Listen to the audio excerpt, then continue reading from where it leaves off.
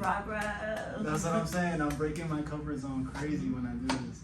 So anyway, I got you my book that I wrote personally, Boricua Guayaquino.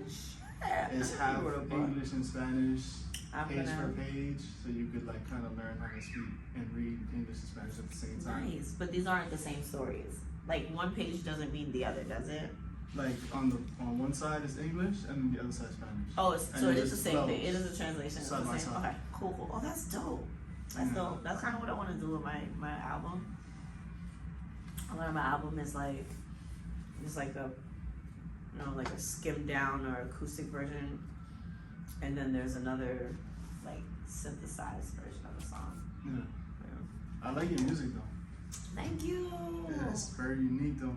And I got you More the Light t-shirt. Hey. So definitely take that with you. That's what's up. Thank you. Absolutely. Yeah. That's what's up. What is this? Okay, I gotta know what I'm wearing because I can't just be walking around in everything. You know what I mean? So essentially, like the mound builders, the ancient indigenous mound builders who are called the Moabites, built the pyramids type of thing. So that's kind of what is the signal when you see that pyramid. And essentially, it's a completely Moorish business. We just sell empowerment, consultations, and clothing and stuff like that. Cool. All right. So thank you very much. Absolutely. I'm flattered. Okay. Alright, so you wanted me to talk about me, right? Definitely. So you gotta ask questions because I'm not good at just like, don't be like, oh Joe, just tell us about yourself. I can't do that. I'm horrible with that. So I mean, first and foremost, what's your name, like that you go by? What do you do? And like, how can essentially like the people online like get to following you and stuff like that? Okay. So I go by Joy Sanchez, C. Joy Sanchez, because my first name is Courtney Joy, but only my family calls me that. And as I grew up, I started going by Joy. So I just worked, and I got married, so now I'm a Sanchez. So everybody knows me as C. Joy Sanchez, or TheNotoriousRBJ, or Jay TheGodIs, which is my MC name. Shout out to Outspoken for that. And I do what I want. Like, that's really the easiest way I could put it at this point in life. I feel like I'm a creative entrepreneur, so I sustain my life and my family's life through all my art mediums, and like also through professional things like being a teaching artist or designing curriculums, doing like candy organization, being a professional chef, which I was a chef for about 12 years, worked in New York City in all different restaurants, all different types of stuff. And I do, since the pandemic, I've done like private pop-up shop stuff. Oh my gosh, I feel so much pressure.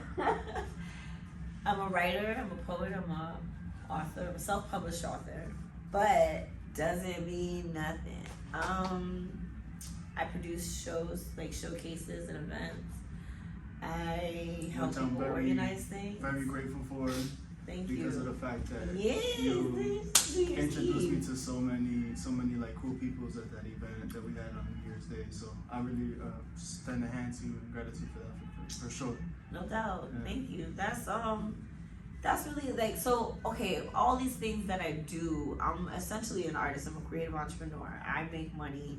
The money I make is made through my creative outlets, and then also through just like over the years, like a big part about being creative in any field is that like the network that you're a part of, and a lot of my opportunities came from other people I just happen to be like connected to, and it's one of the principles of my life, like a praxis of mine is to like take care of people's name. And that's, I don't even remember where I heard that phrase. It's probably TikTok, but that's one of my favorite phrases to use right now, and to like really live by is to like, I take care of people's names. I hope others take care of my name.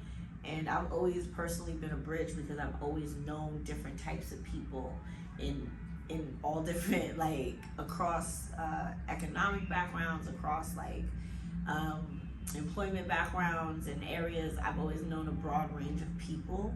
So I don't know, I think it's always been a part of my past. So I just like, when I can lend a hand, or like, I think it's important that we like make connections. Sometimes we can't make our own connections and other people can, you know? So where were you primarily born and raised? Like, was your upbringing kind of nomadic? And because when we had the chance to get together at the event, I was kind of asking these questions, and I was personally very like impressed by the fact that you're such a New Yorker. Like, you have, Yeah. you know, really good connections to the city, and you know your way around, and how it's changed so much. So, like, where were you kind of like born and raised? I was born and raised here. I'm a Brooklynite, born and raised through and through. I'm not sure where my mom was raised, but my dad was born in Harlem. So like, I'm like a second generation New Yorker. I grew up all over the city, primarily in Brooklyn and Crown Heights and in Bed-Stuy is where I went, you know, where my childhood mainly took place. But I went to school in Canarsie for a long time.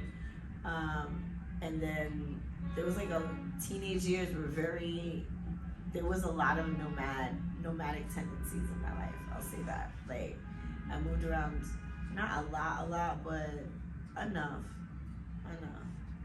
I've lived pretty much almost every neighborhood in the city. Not really Staten Island. I don't really fuck with Staten Island, and I don't really fuck with Jersey. But that's only because I don't have a car. Like, I don't drive here. I don't believe in driving in New York. I think it's against nature. I just feel like we could walk more. There's nothing wrong with us walking. There's nothing wrong with public transportation. What's wrong with public transportation is like when the city doesn't keep it clean. But you know, that's another conversation. That's not what we're talking about. I mean, every state that I've been to, you have to have a car, except here. Like, you know, I had a chance to go to Tennessee, Atlanta, and Florida, and like, you definitely have to have a vehicle in other states, but this is one of the only places that is so popular. You could work, live, and get around no problem. Which I wish it was kind of like that in more places to be honest. Right, and then like, even beyond that, when you go to other countries, most of those cities have like really great public transportation. So what places have you been to that you can share with us? Okay, I've been to a couple different cities in Italy. I went to Venice and Milan and Jesolo, and then like this small town called Cabici Mare, but they had like a trolley that went around the island, right? Because Cabici Mare is like this little town all the way to the bottom, towards the bottom of Italy. I've been through France, through like Paris, and they have subways, buses, trams, trains. Amsterdam is the same way. Amsterdam is like one of the, like, they have trains, and I mean, they got stretches of road that are like, you know, countryside. But like a public bus, kind of like a Greyhound bus, will still go out to these countrysides, and like people can walk relatively close to the bus to get to like a more, you know, they have trains, trams, bike paths. Like, there's just so many different ways to make public transportation happen. Sao Paulo has decent public transportation. Their subways are super clean, you know. Wow, been to a lot of good spots. Yeah, I'm trying to see the world. I'm trying to like be more not American. Like, I think I feel like the wackest thing I could be is American right now. Like, it's just, and I felt like that for a long time. Like, I've never really, you know, I grew up with my grandparents, and then also with my mom and dad in different versions of all of that. And, you know, this country has stayed very consistent in being like, yeah, we don't really want black people having anything. Like, we really just we want things a certain way. And that certain way always involves like you shrinking as a person in order to fit into this very, very minuscule set of acceptable qualities or circumstances or whatever. But like there's no reason right now why we should be having like half of the debates in society that we're still having. Like, why is this even a question right now? What do you mean? What do you mean? It's What do very you obvious. mean? What do you mean that billionaires, people that literally make billions of dollars off their company, cannot afford to pay a living wage to somebody? What does that mean? And if that is something that's acceptable, like, what the fuck are we doing with our lives? Like, what are we really doing here? Let's call it what it is. You know, so I've always been like that. I was always also like exposed to lots of culture through my grandparents, through like my school systems I went to. I was always I was like a gifted student when I was a kid. So I went to a lot of like programs that exposed me to more subject matter, context, critical thinking that like my other schools would not have done, you know. And I worry about that now as we are seeing like the dismantling of every social safety net, every social system that actually helps people. Like, what are people supposed to do when the Department of Education gets broken down and like no teachers are getting paid, so now teachers ain't going to work, and now we ain't got schools? What are y'all gonna do with your kids? What are we gonna do with these kids? Right? And I know what we're gonna do with these kids, because if you're paying attention, there's some states that are starting to like really actually elect and modify child labor laws to make that shit cool again, which I'm all for child labor, but not in the way that it was, where like we already know y'all don't even protect, you know what I mean? We could talk about this all day. You can take like, that on many levels, for sure. So many levels. It's just like, but we know we're at this place. Like now, I'm old enough, and I think I've learned enough to understand the vast majority of what I don't know, and that there's always going to be things I don't know, and I can accept that, but I also can't accept that we are somehow getting stupider as a collective consciousness. Like, you know, instead of, my grandma used to call the TV the idiot box, and she'd be like, I turn off that idiot box, right? But like now we're walking around with that in our hands. So everybody can yell into the void all they want. I believe in this, and Black Lives Matter, all lives matter, blah, blah, blah. We can all yell into the void, but like, we're still not dealing with the root of the problem, which is us, each other, you know, and that's essentially the art that I make. Yeah, you really just spoke to like a very Cuban aspect of myself in terms of like, you know, being able to radicalize these changes in society, because when you start going to other places, you see how easy those opposite systems could be implemented up here. Like, we're living primitively. One of the things that blew my mind that one of my students talked to me about was the bathrooms in Japan. They have separations between what's a shower room and then what's a toilet room.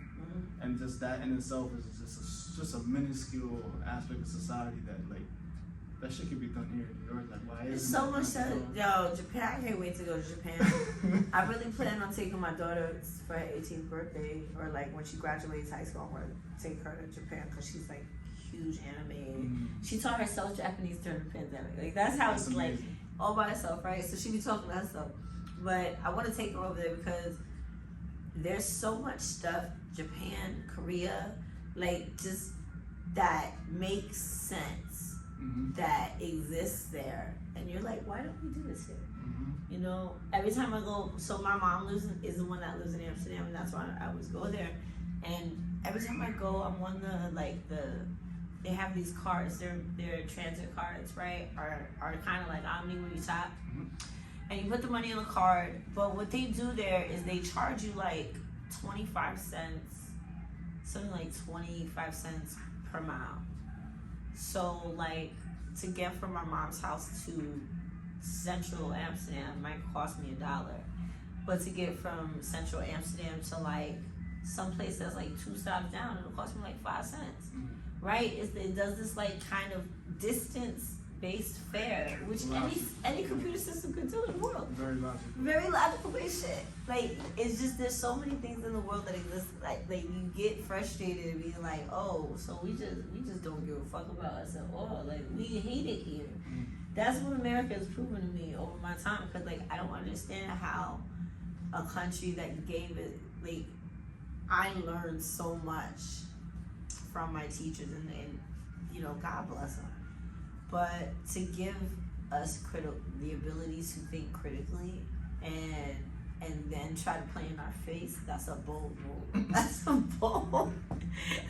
really bold move. You know what I'm saying? That's some real, and there's a lot of like talk happening around now where like people are talking about this return to segregation possibly in all these different levels.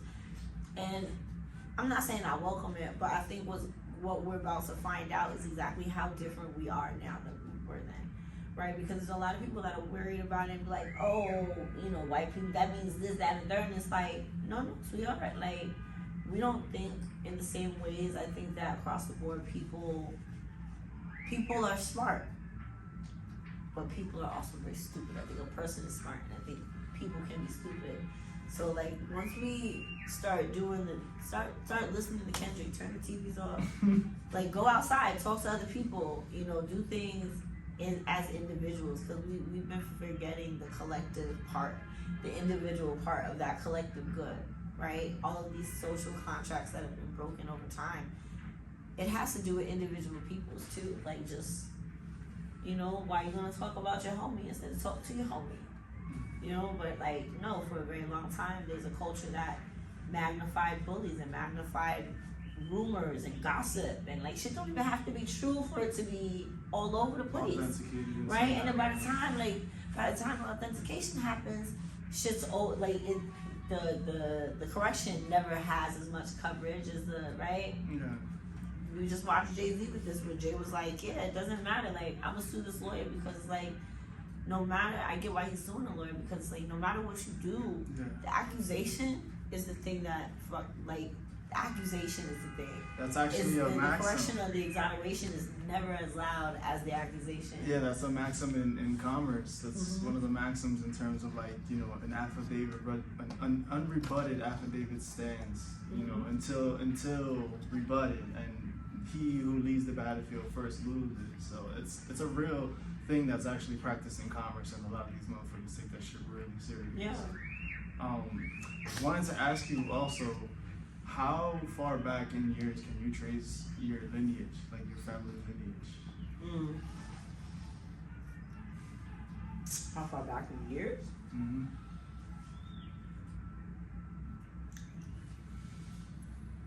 That's an interesting question. My family is different. Well, not different, but different. Just weird, because we have all these different pieces to it. And so it's like in the consideration of family, I can't honestly trace my family too far back. Both of my father's parents passed when I was a little girl. I believe my grandmother died the day I was born. And my grandparents from my mom, they both passed away when I was little. My mom was adopted. She has never met her actual like birth parents. She doesn't know her birth parents. My father's brother has like a lot, like 13. If I show you this video from my uncle's funeral, there's like a good 200 people in the procession, of the family procession. So it's like a really wide branch, but like maybe not further back than my brother's father's grandparents. But yeah, not more than 1 or 2 generations. 1 generation. 2. Was that my parents' parents. I know my grandmother's mother parents and my grandfather's parents. So like 3 years back, 3 generations back. So in your family lineage, the places that they're from, how important is it for you to like go to those places, or like have you already kind of been to all of them? You know, because like we have so many people that's born with so many different nationalities, especially up here in the U.S., and they never actually go and like reach their roots and rediscover that. Yeah, no. And they get stripped down to just being like Latino or just white or just black, you know. Yeah, no, it's really important to me. That's part of the reason I went to why I went to Sao Paulo. A lot of what has pushed me into going out into the world and like trying to travel to places is to explore what what Black joy looks like in the world, not just like from a individual standpoint of I'm a Black person named Joy, but like in the global standpoint of like what do Black people over here do and feel, and like how do they live? Like, was it always misery for them too? Like, what does that look like? I've been to most of the islands that my family are from, but not as an adult, so I don't really count it. That was like family trips as kids, you know, and That's real. and those are some of my most cherished memories too. Like a lot of what caused me to go to Barbados, one of my many retirement plans, right? It's my long-term family plans is like I would really like to buy this house that I grew up in. And I don't know who owned it in my family. I just know they owned the house and we were on the beach. It was always in my family. And we would go there and explore these caves that were like down the shoreline. But I have a lot of good memories, and I personally, I think it's important. I can't explain why to anybody. I used to try to explain this to my ex-husband, and he'd be like, sentimental bullshit, you know, like, no, like these things that we feel in our soul matter. Like, we are a soul-based people, you know. That's why, like, all you had to hear was like 5 Black women on the internet talking about I'm resting, and then everybody else on earth was like, yeah, we on break, don't even talk to me, right? It's not like we actually had a Black meet, like we didn't have no meeting. Every Black person on earth didn't just meet up and be like, this is what we doing, guys.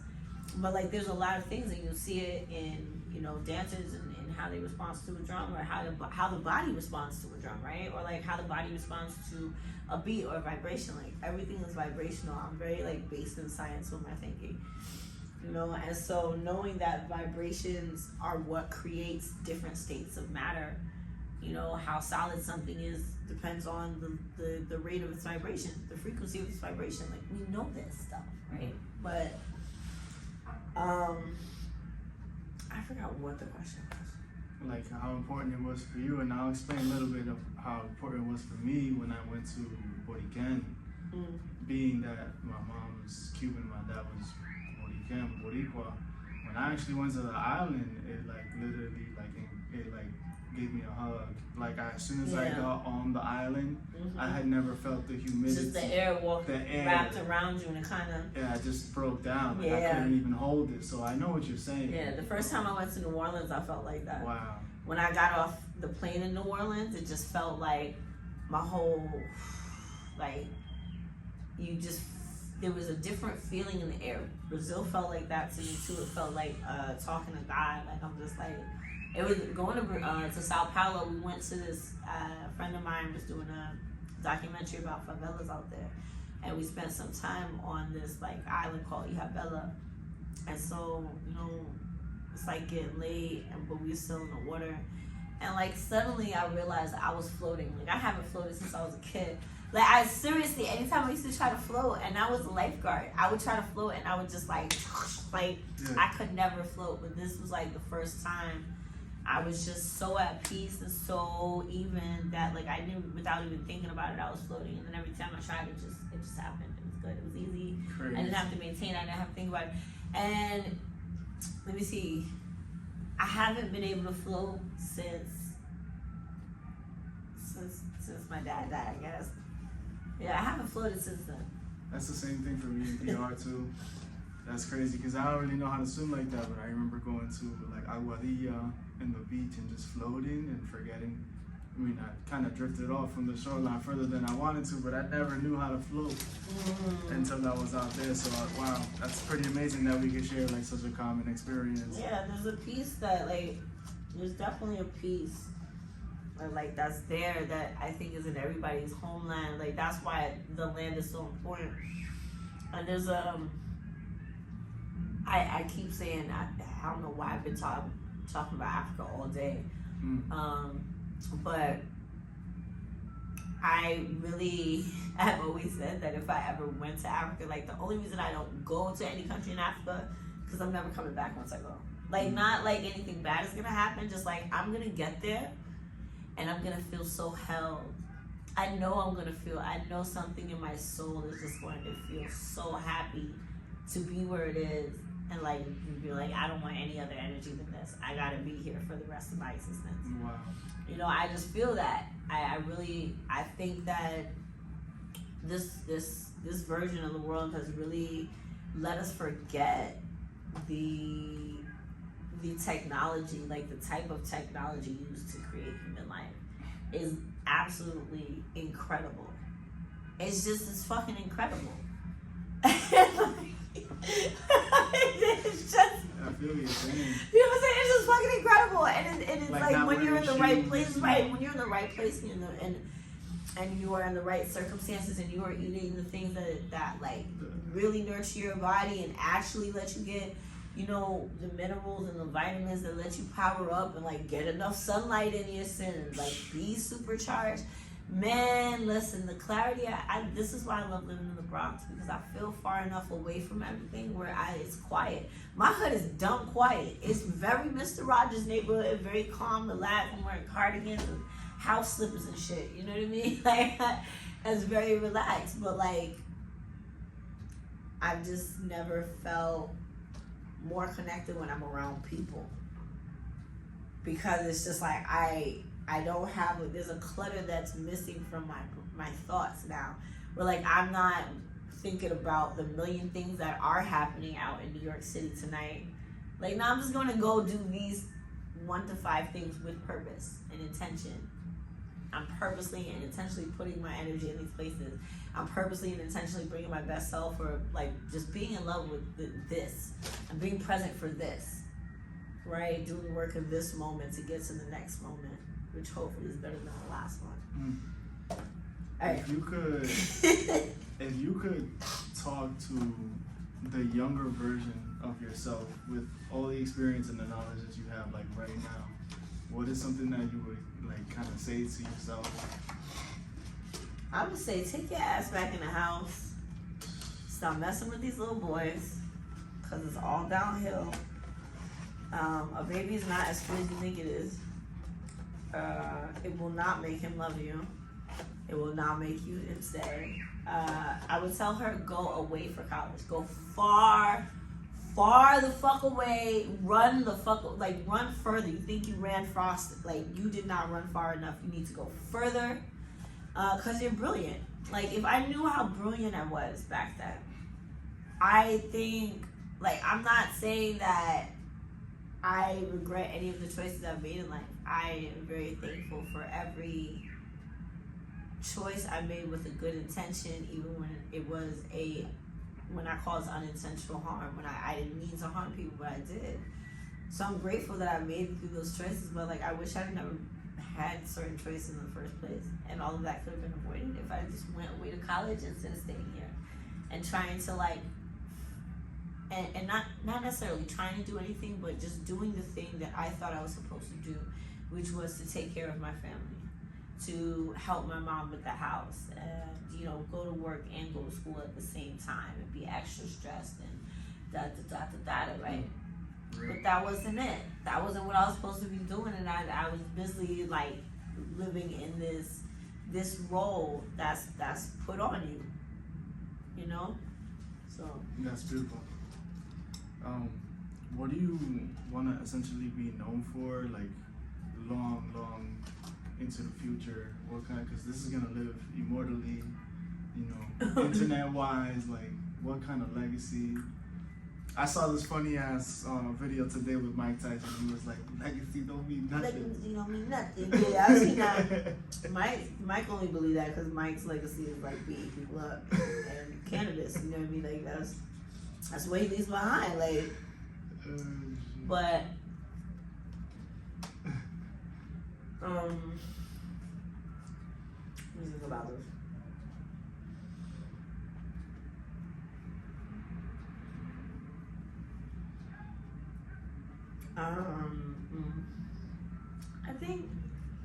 I think I want my legacy to be relentless authenticity and a blueprint of Black joy in a post-capitalist society.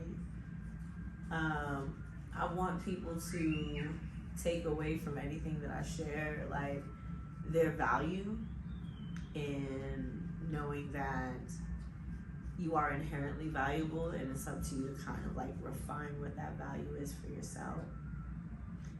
And I would want people to take with them my weirdness, like my willingness to look a fool for the greater, you know, achievement of learning and getting better and growing into whatever comes next. Because like you can always be the best, right? You can get to be the best in something, but like if that's all you do, that's all you are. Like, what else are we doing? You know, we have to. I want to bring back me a silly. Oh shit! So last weekend, were you there last weekend? Yeah, Saturday. No, last Friday. So some Friday and every other Friday, you know how we do a jam at Lucille's? Okay. And we were talking about, Zabin and I were like trading these verses about words, and the word was silly. And somebody looked it up and was like, did you know that the word silly actually comes from an English word, from the English word selig, which means to be blessed, prosperous, happy, and healthy, right? And so like probably no one knows that, right? We reduced it, America, again, fucking up English words, just like we've reduced it into this thing of like frivolousness, but really silly is like someone who's pretty much got it down. Like they're always engaged in the process of like learning and trying and doing it again and again and again and again and again. It's similar to wit, like being witty almost. Like there's a high level of like wisdom when somebody can be witty in a sense. And ultimately, I have one more for you. Alright. Right? It's a pretty large one. And I'm gonna take another bite. you know, like I asked her. essentially what I'm trying to say is like, what do you want to get off your chest? Like, what is something you want to say? What is some type of colonial experiment you want to get off your chest? Like something you want to say to the world? You know, anything you can, you know, bring attention to, like Philistine, anything that you really feel like is relevant right now that you really want to talk about. I think, oh man, I might have to take another bite of this tart. This tart is amazing. I think we need to stop making excuses for ourselves. Like, honestly, I believe that people are too comfortable. I think you gotta stop being so fucking comfortable with your 1,000 sneaker, you know, and just stop buying so much stuff you don't need. I think you need to figure out ways to build more together. Like, I think that artists, I think right now, every venue should be going to find like 15 artists to just go into partnership with. And let those 15 artists run their bar, run their programming, just make them all money together by sharing ownership and responsibility of that venue. I think we need to do a lot more like collaborative or cooperative economic corporate situations. If this is gonna be the society, like, learn the loopholes, guys. I'm tired of people knowing the laws but not knowing the loopholes. All these loopholes exist that white people have, like, that like colonization allows to continue. And lastly, I heard this amazing theory, and I think we should all think about this. Somebody on TikTok said that, you know, there's a stitch going around of what's your most radical belief. And this guy said his most radical belief is that colonialism, neo-colonial, all of this is the result of centuries of intergenerational trauma, unhealed intergenerational trauma between Europeans, between white people. So all of that infighting that they were doing for centuries, right? The Vikings and the Romans and the Greeks and the blah, blah, blah, blah, right? All of Europe was at war with each other since their inception. It kind of got them to a place where they were no longer human. It had eroded their soul away. and dehumanize them, so they had no idea of like humanity. And that's why when they came upon indigenous people of the global majority, these untouched civilizations that still had their humanity intact, they attacked it in an attempt to not heal their trauma, but in order to exalt themselves out of their trauma. That's why it's like crashing on them right now. And so, anyway, I love that theory, and I think we should all think about it. I bring it up because, you know, as a Black person, I was raised with a constant awareness of my place in the world, what's expected of me, where I do and do not fit in, and I was never allowed to forget it, no matter how much the world has changed. It has very much stayed the same, because if it hasn't, then why are we in this situation? Why is anybody using the word segregation? There's also a really great theory. I don't understand why any like law that was passed before the civil rights movement can still be applied to anything. It should not. All of those laws that contradict the civil rights movement should not be able to be brought back and make new legislation off them. Like, what are we doing? We keep hustling backwards, and y'all need to wake up. You need to wake up. But don't come looking for Black people. We will not be there, and you cannot come to our cookouts. We're taking all our seasonings with us inside the house. You know, there's other ways, and I don't mean it in like we don't revolt, but people got to get uncomfortable. People got to stop going to work. People got to stop feeding the machine. They got to start feeding each other and stop feeding the machine. Find a different way to feed yourself instead of through the machine, right? Start your own shit. Cash out the work days. Like, there are ways that we can pool money, make money, whatever, but you have to stop feeding the machine and start feeding each other. Otherwise, we're all doomed anyway. And, you know, you might as well just eat lemon tarts. I have this perspective on reality where, like, anytime original peoples essentially like pronounce or say any like type of innovative like creation in society, it just somehow tends to just pop up somewhere.